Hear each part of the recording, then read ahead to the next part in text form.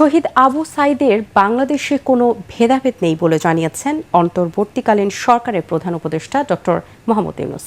রংপুরের পীরগঞ্জে কোটা বিরোধী ছাত্র আন্দোলনে পুলিশের গুলিতে নিহত শিক্ষার্থীরা আবু সাইদের পরিবারের সাথে দেখা করে তিনি বলেন, নতুন বাংলাদেশ করার দায়িত্ব এখন সবার।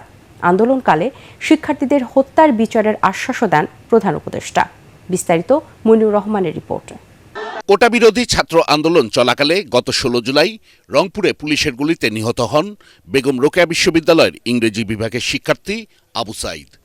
তার মৃত্যুর মধ্য দিয়ে সারা দেশ হয়ে ওঠে উত্তাল। অন্তর্বর্তীকালীন সরকারের প্রধান উপদেষ্টার দায়িত্ব নেয়ার 3 দিনের মাথায় শহীদ আবু সাইদের কবর জিয়ারত ও পরিবারের সাথে দেখা করতে পীরগঞ্জের জাফরপাড়া বাবনপুর গ্রামে যান ডক্টর মোহাম্মদ ইউনূস।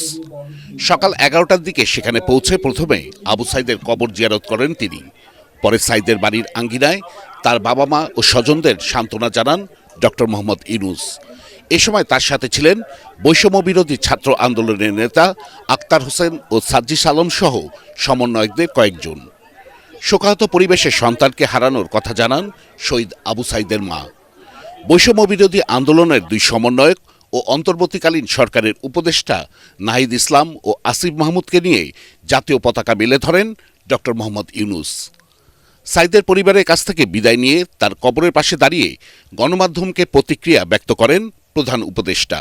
জানান, আবু সাইদ কোনো এক পরিবারের সন্তান নন, যত পরিবার আছে সবার সন্তান তিনি। আবু সাইদ এখন এক পরিবারের সন্তান না, বাংলাদেশের যত পরিবার আছে তাদেরই সন্তান, এবং তারা অধিকার তাকায় থাকবে। যারা ছোট ছেলে মেয়ে বড় হবে, তারা স্কুলে পড়বে,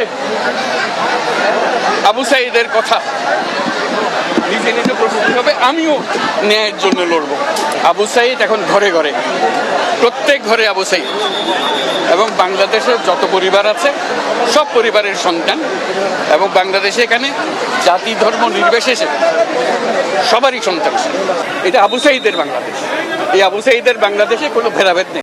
এ সময় সব ধরনের সংঘাত সহিংসতা পরিহার ও কারো ধর্ম নিয়ে বাড়াবাড়ি না করতে দেশবাসীকে আহ্বান জানান প্রধান উপদেষ্টা ডক্টর মোহাম্মদ ইউনূস।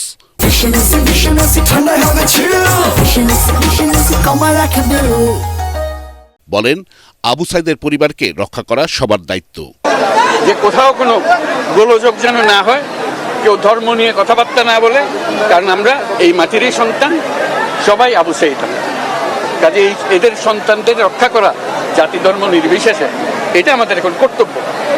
আমরা যেন এটা নিশ্চিত করে সামনে গিয়ে দাঁড়াই।